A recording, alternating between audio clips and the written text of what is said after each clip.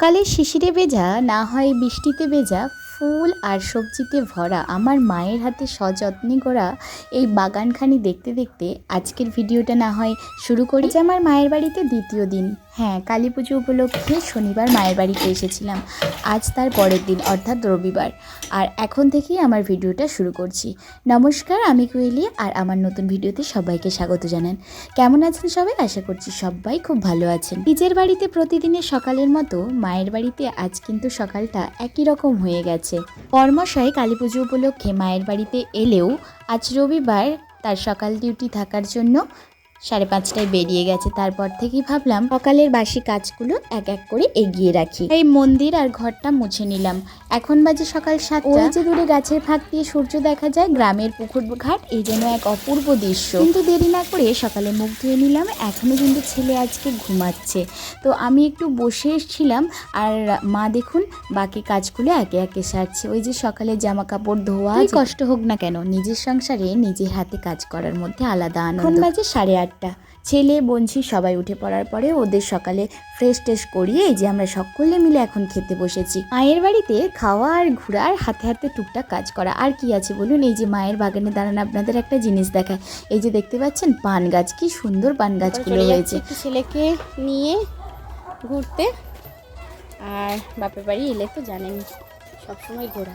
খাওয়া শেষে এই যে ছেলে মেয়ে দুটোকে নিয়ে একটু বাইরের দিকটা ঘুরতে এসেছি। আর মায়েদের যে ঘাটটা, এই ঘাটে বসে দুজনকে নিয়ে একটু খেলছি। এটা এখন বাজে 10টা। আর আমার ছেলে যখন এখানে আসে, জানেন, মায়ের বাড়ির এই যে আশেপাশে অনেক বাচ্চারা একসঙ্গে মায়ের বাড়িতে খেলতে আসে, সবাই মিলে এখন খেলছে। মা বললো আমায় পুকুর ঘাট থেকে 2 বালতি জল নিয়ে আয়, তো তাই আমি 2 বালতি জল নিয়ে আসলাম পুকুর ঘাটে।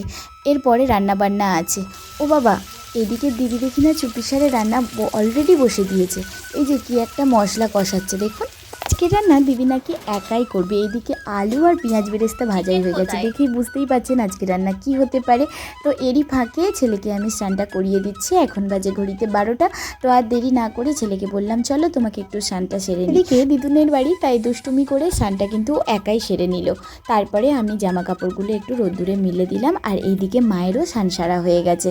তো মা এই যে ঠাকুরকে জল দিচ্ছে, আর মায়ের বাগান থেকে দেখুন ফুল তুলে মা এই যে ঠাকুরকে জল দিচ্ছে। আর এত ভালো লাগছে, এই গাছে ফুলগুলো ভরে আছে না, আর সেটা দেখার জন্য একটু ক্যামেরা বন্দি করছিলাম। তো এই বাগানটিতে বেশ অনেক রকমের ফুল আছে, তবে মায়ের হাতের কাছে এই টগর গাছটিতে থোকা থোকা টগর হয়েছে, আর সেটাই তুলে তুলে মা ঠাকুরকে দিচ্ছে। ধীরে পুজো সেরে মা ঘরের ঠাকুরকে পুজো করছে, আর ছেলে তো দিদুনকে জ্বালাচ্ছে। আর এইদিকে দেখলাম দিদি মাংসটাকে কষিয়ে আর এই যে সেদ্ধ বসাচ্ছে। ছেলে তো এগুলো এইদিকে স্নান সেরে আর ও নিজের মতো করে খেলছে। বলছি কি করছে চলুন দেখি।